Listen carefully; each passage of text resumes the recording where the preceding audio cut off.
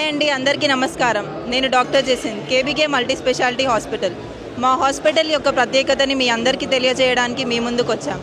ప్రత్యేకంగా ఈ మధ్యకాలంలో అందరూ cellulitis, gangrene, diabetic foot ulcers వంటి సమస్యలతో బాధపడుతున్నారు.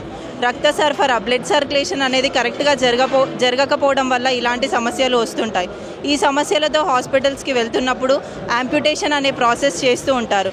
యాంప్యుటేషన్ అంటే కంప్లీట్ లెగ్ రిమూవ్ చేయడం వంటివి చేస్తుంటారు.